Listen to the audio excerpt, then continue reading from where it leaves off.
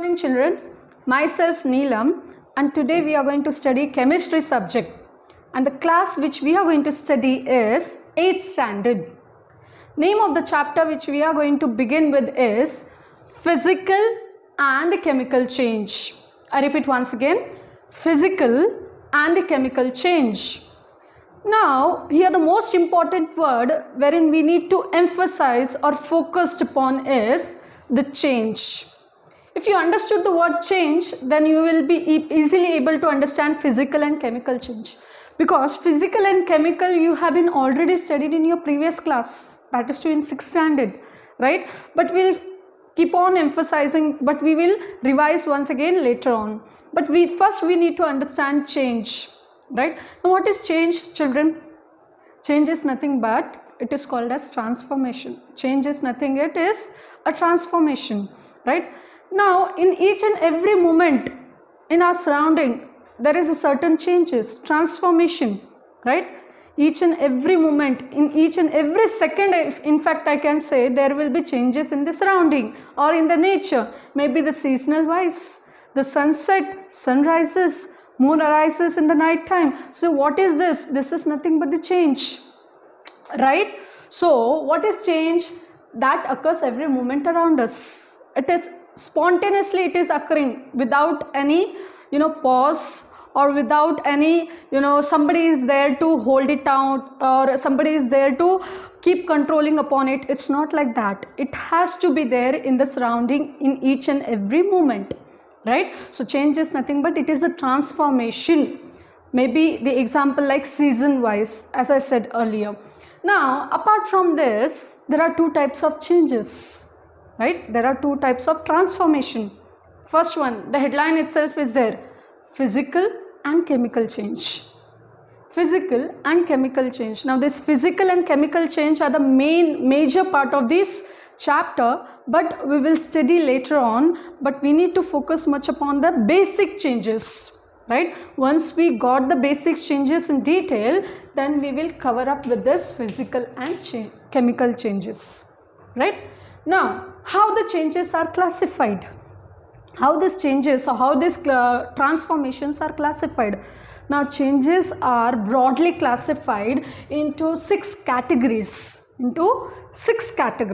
and each category they are contrasting to each other. They are contrasting to each other means they are opposite to each other, right? So let's begin with it. First one is reversible change. Now here henceforth whatever we are studying here, children, they are the basic change. We are dealing with the basic change. Once we are done with the 6 basic change, we are going to emphasize upon the physical and chemical change later on, right? So first we need to have the idea about the fundamental changes, right? Now reversible change is the first one, right? Reversible change is the first one.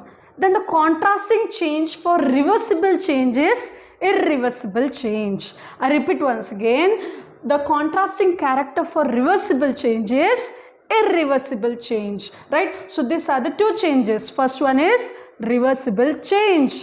Second one is contrasting to reversible change is irreversible change, means both are opposite to each other. Both these changes are opposite to each other.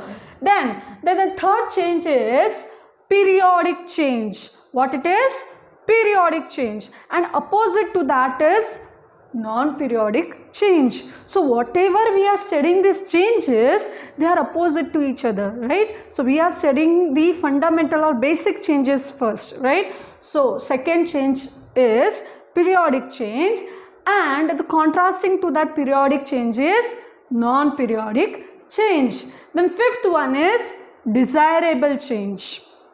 What it is? Desirable change. And contrasting to desirable change is undesirable change. So these are the contrasting changes. Let's recap once again all these changes, right? First one is reversible change. Contrasting to reversible change is irreversible change. Third one is periodic change. Contrasting to periodic change is non-periodic change. Then fifth one is desirable change.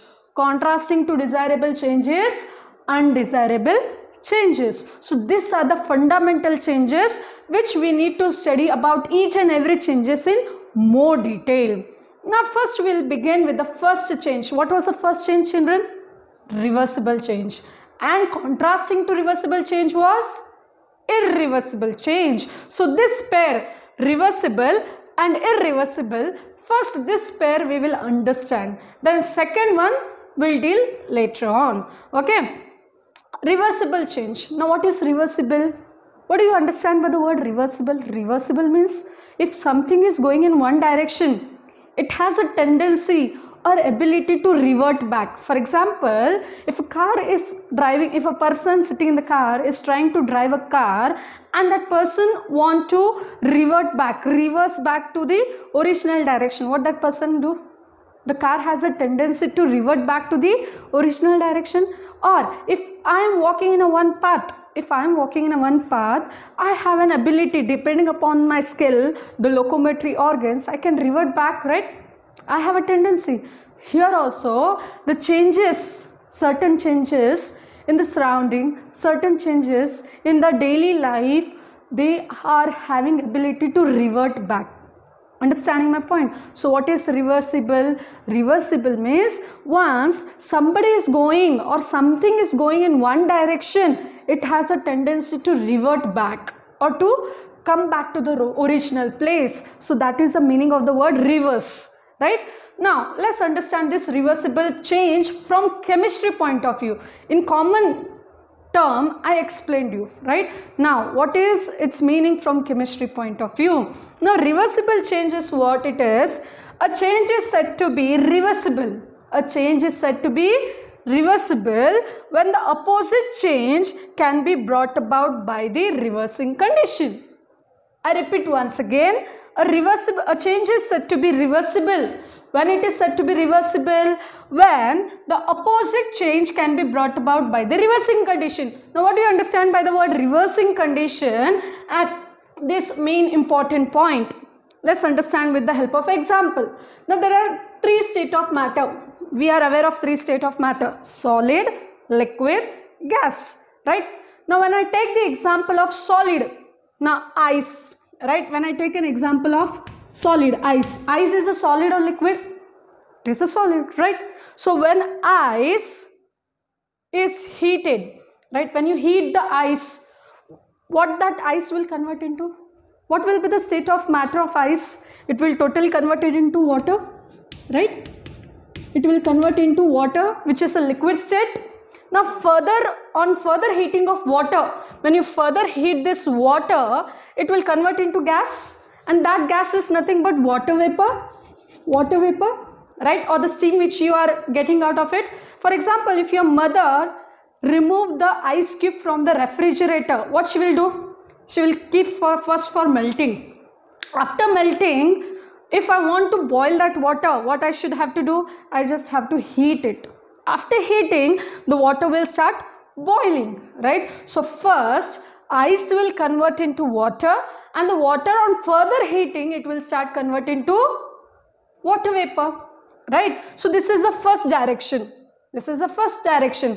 Ice on heating, it converts into liquid, which is a water. Water on further heating, it converts into water vapor, right? So this is a one direction.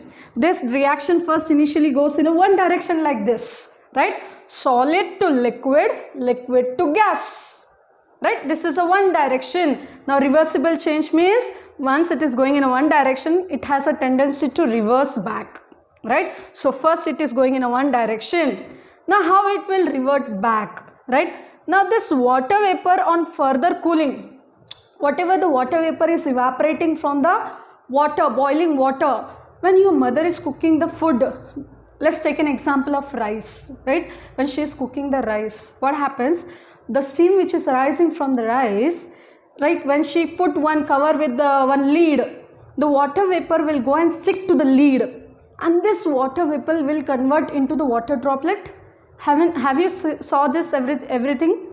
Daily it is happening in this, and that process is called as condensation. What is condensation is that when this steam meets certain cool temperature, it will convert into the water. right?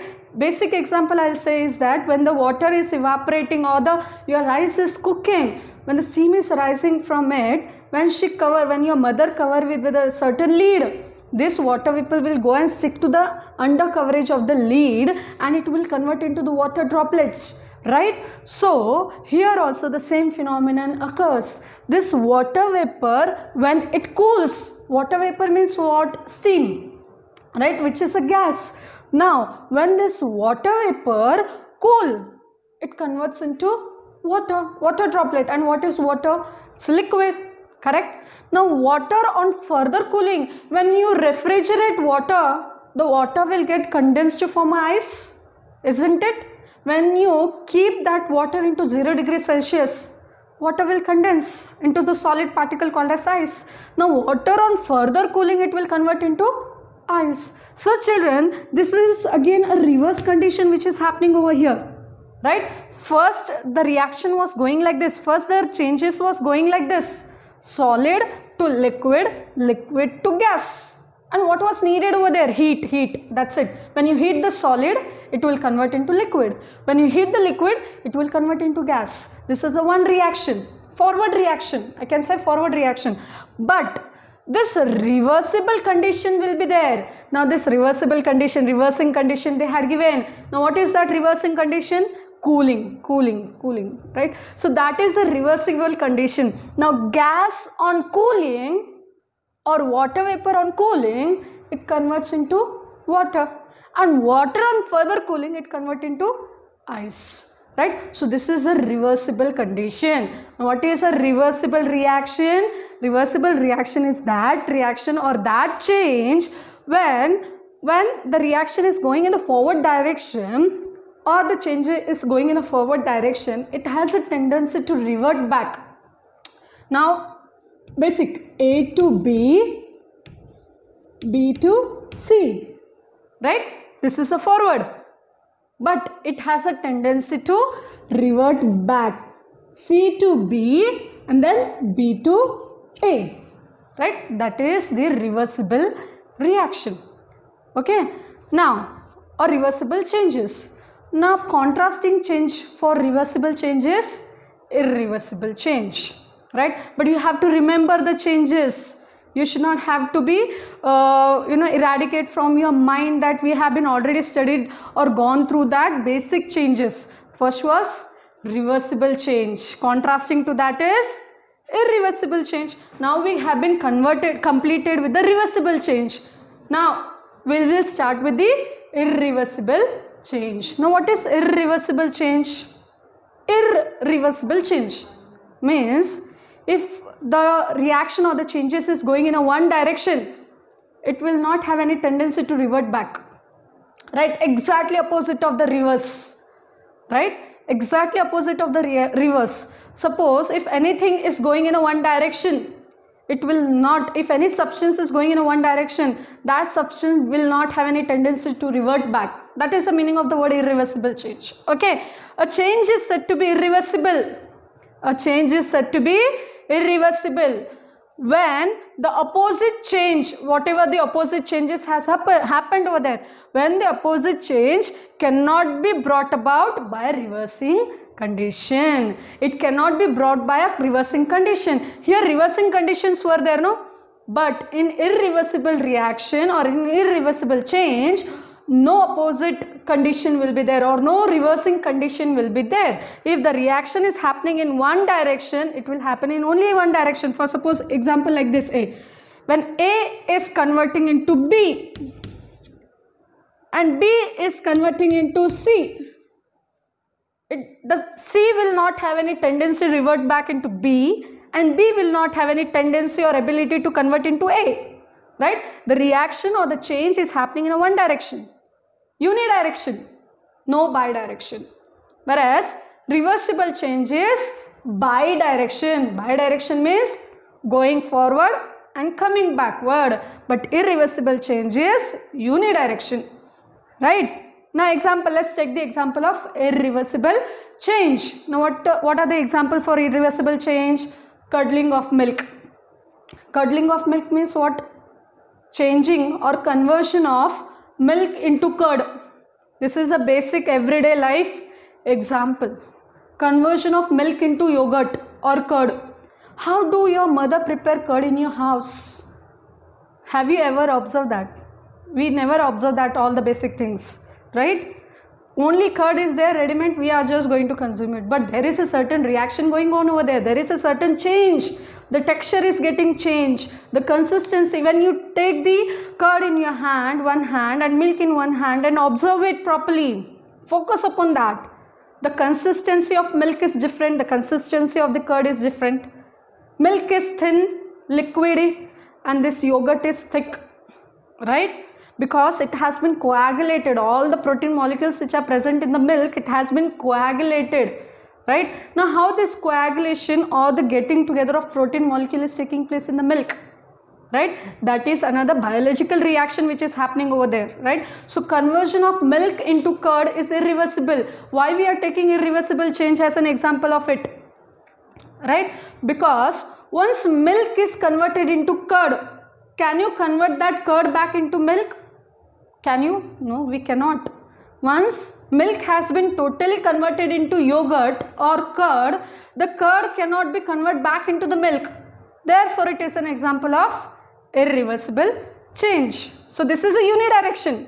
Conversion of milk into curd, the change or transformation of milk into curd is irreversible change, right? Or unidirection change, right? Then second one is chairing of sugar. Chairing of sugar. Now sugar is nothing but a white crystal solid. Now when this white crystal solid, now suppose white crystal solids are there, right? A white crystal solid. When you heat this white crystal solid, when you take it to one dish and try to heat it, what will happen? That white crystal solid first will convert into brown color. White color of a sugar will convert into brown color. On further heating, that brown color of sugar will convert into black color, right? So what is the change? White color to brown, then brown to black, right? This is a change. White color to brown, brown to black, right? So on further heating to that black color, there will be no change. That will be the ultimate and the last change of the sugar. So whatever the black color carbon of sugar which has been formed after heating and heating, does it have any tendency to convert back that black color carbon of crystal back into the white color? Whatever the black color carbon of sugar it has formed, will it has any tendency or ability to convert back into white color? No. Whatever original white color sugar was there, once it is heated to brown color and on further heating it will convert into black color, that will be the finalized product. It will no more have any tendency to convert that black color sugar, black color carbon back into the white color, right? The originality is lost. So it is a unidirection. Once the change has happened, the changes happen and it is permanent change. You cannot revert back that black color carbon back into the white color. Understood? That is a second example of irreversible change, chairing of sugar. Chairing of sugar is nothing but it is a process of conversion of white color sugar into the black color carbon, right? So that is also unidirection. You do not have any tendency to convert that black color carbon into white color, right? That is an irreversible change. Now third example of irreversible change is growth of plants and animals, right? Now this growth of plants and animals, let's take an example of plants. Now when you take an example of plants, there are many stages in the growth of the plant. The sapling, then the plant, then the tree. Now this growth is a steady growth, right?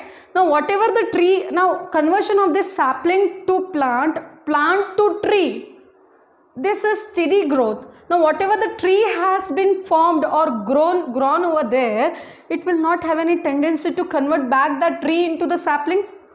We cannot. It is a unidirectional change, right? Or growth of animal. Let's take an example of a living being.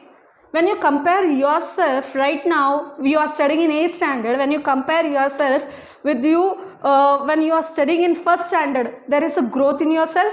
The height has grown, the color, the features has differ in you, and this change is permanent change. Can you go back again into the first standard by having the same height, the same color, the same character?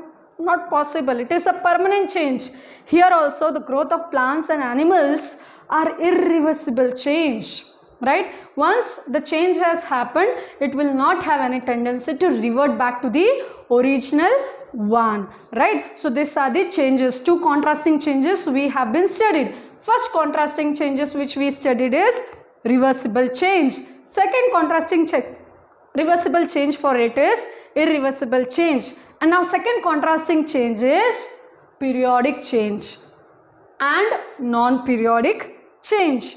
Third contrasting change is desirable change and undesirable change. Means these are opposite changes. First one is reversible change. Contrasting to reversible change is irreversible change, right? Second one is periodic change. Contrasting to periodic change is non-periodic change.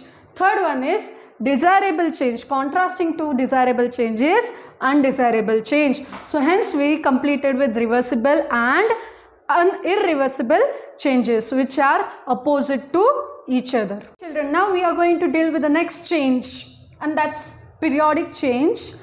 Opposite to periodic change is non-periodic change. There are the pairs, right, of periodic changes, non-periodic change. First pair was reversible change, irreversible change. Now second pair is periodic change, non-periodic change. Third pair, the opposite pair, third pair is desirable change and undesirable change. Now we'll deal with the second, contradictory changes, and that is periodic change and non-periodic change. Now what is periodic change? Periodic change is that change which will take place at fixed interval of time. Whenever a fixed interval of time is there, then and there itself this change will take place. Let's understand with the help of an example. Naturally it is happening. For example, like phases of moon. There are phases of moon, right, which you have been already studied in your geography subject, wherein it says that at every after 28 days, the new moon has to convert itself into the full moon day, right? And this takes place within the various phases. That is the phases of moon. Phases of moon says that at every 28 days, at a fixed interval of time or fixed interval of days, this phases has to get converted. That is, from full moon day, it has to convert into new moon day, right? So that is an example of periodic change. What is periodic change? That this change has to take place at a fixed interval of time, right? If A has to change into B, at fixed time only it will change, right? Now phases of moon we said, like after every 28 days, the new moon has to get converted into full moon day. Full moon day, right? So that is there for that. Then second one is pendulum. Pendulum clock. Did you saw a pendulum clock? The clock with round shape and the string which is hanging it from down, and it has a one bulb like a structure downside, right? After every one rotation of our hand, the string will keep on moving from left to right direction or 2 or 4 direction, right? After every one rotation, like suppose it is 1 o'clock, after 2 o'clock, one full rotation will happen or complete. That string has to keep on stringing from one direction to another direction, and this will happen only the completion of rotation. It will not take place randomly. So at every fixed interval of time period is there, and that time only it will start swinging or moving from 2 to 4 directions. So that is the meaning of the word periodic. Periodic means at a fixed time only that change has to happen. So that is periodic change. Now opposite to periodic change is what? Non-periodic change. Here in non-periodic change, the fixed interval of time is not needed. And what is needed over here? Here non-periodic changes are those which do not take place at a fixed interval of time. Here time, atmosphere, temperature, this kind of a parameter will not play any role over there, right? So randomly this place change will take place at any time. It doesn't need any fixed time or period, right? For example, curdling of milk. Is it necessary that curdling of milk has to be happen in the morning, afternoon, evening? No, anytime randomly you can convert that milk into curd, provided the suitable bacterial action should be happening into that milk, right? So that is the curdling of milk. So external parameter will not play any role over there. So therefore the time, atmosphere, all this condition will be not applied over there. So therefore it is non-periodic change. Now second example is melting of ice. Whenever the melting of ice is happening, randomly the ice can be melted at any time, but here temperature is very important. If you are removing the ice from the refrigerator from 0 degrees Celsius and bringing it the room temperature 37 degrees Celsius, it will automatically will start melting, right? So here no fixed interval of time is needed, randomly it will happen any time, right? Then third one is chairing of sugar.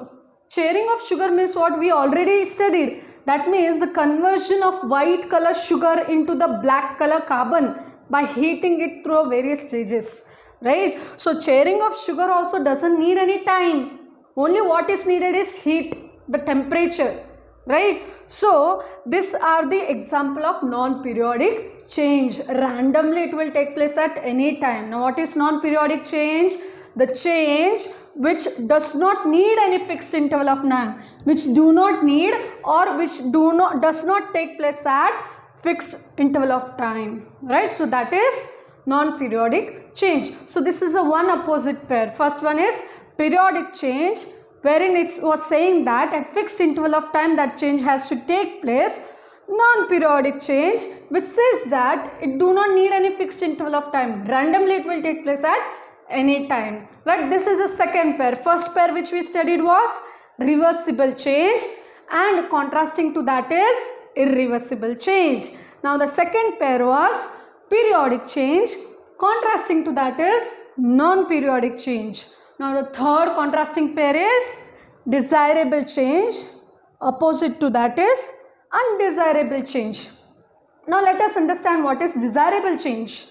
Desirable means which is very much useful for us, right? Which is very much impactful for me or for anybody else over here, right? So what is this change meant by? The change that are useful to us, the changes which is happening in the surrounding, in the universe, and that change is very much useful to us or to other living organism, that change is considered to be desirable. Desire means which is needed for us, for our survival, right? The changes that are useful to us are desirable change, right? For example, ripening of fruits. Ripening of fruits is the best example of desirable change. Now when you compare the raw fruits with the ripened fruits, right? When you totally compare the raw mango with the ripened mango, the raw mango color will be green in color, the ripened mango will be yellow in color, and this is the coloration, the appearance. Apart from that, when you talk about the consistency, the raw mango will be very little hard in consistency. When you take the ripened mango, it become very soft, right? The pulp will be start going to ripened over there.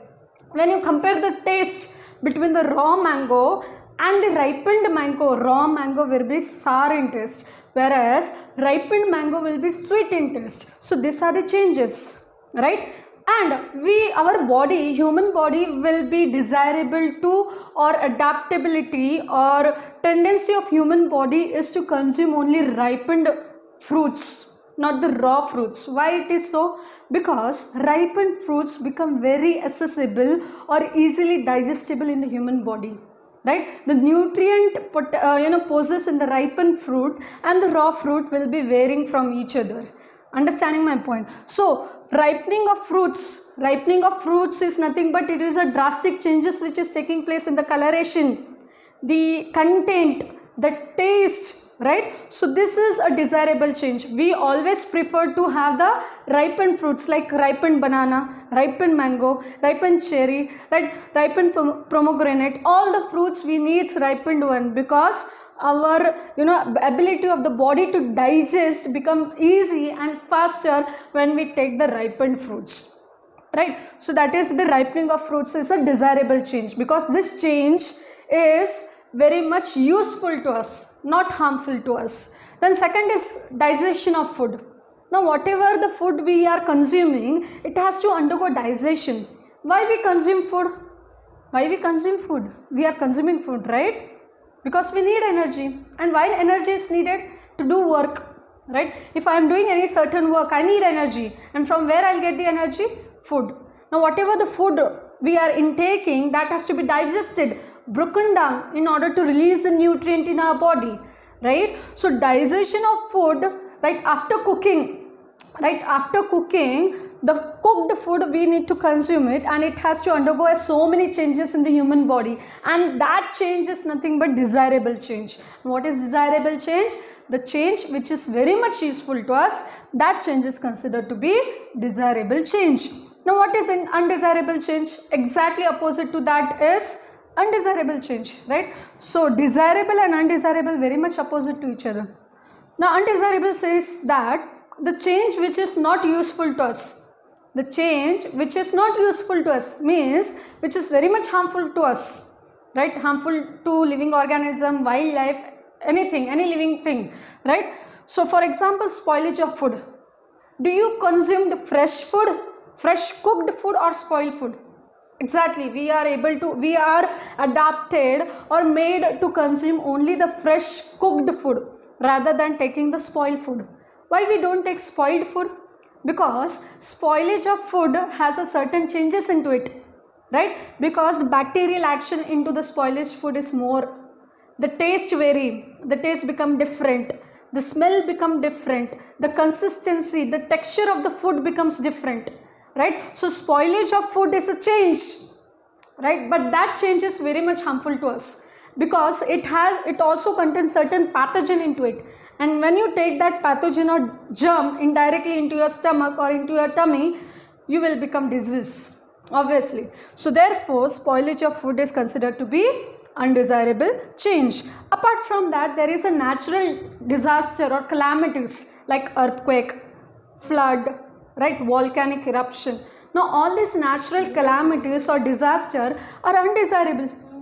This is a change, no, which is very much undesirable for us. Why? Because when the earthquake is happening, so much loss to the human being, so much not only to the human being, all different types of living beings are getting affected out of it, right? Because the property loss, the wildlife habitat becomes totally destroyed over there, right? So therefore this changes, natural calamities or natural disaster is considered to be undesirable change. So hereby these are the three contrasting pairs of changes. First we dealt was reversible change, opposite to that was irreversible change. Second one was periodic change. What was periodic change?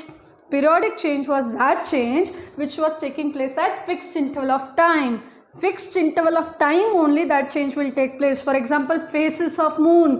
When new moon has to convert into the full moon, it needs 28 days. After 28 days only this change will happen, right? So days is a fixed over there.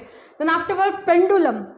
Pendulum is that clock wherein after completion of rotation of our hand, it will keep on swinging from 1, 2 to 4 direction, right? So this at fixed interval of time only this change is happening, right? Now what was non-periodic? Non-periodic means here the change will not take place at any interval of time. Here randomly at any time it will take place. For example, curdling of milk, churning of sugar, melting of ice. They do not possess any time period, right?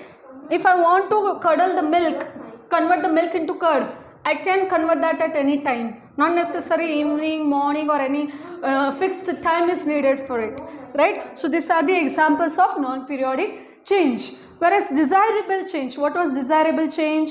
The change that is very much useful to us, that change is considered to be desirable change. For example, ripening of fruits. Ripening of fruits is very much helpful, useful to us, right? Digestion of food in our body, right, which is needed for us. So this is desirable change. And undesirable change is that change which is not needed for us, which is very, very harmful to us. For example, spoilage of food, right? Spoiled food, we cannot consume it because there is a certain change which is happening and harmful to us. And the basic change is growth of the pathogen into it. And that pathogen invading, food, if you take in, you become very much resist to that, right? Apart from that, natural calamities. is also considered to be undesirable change.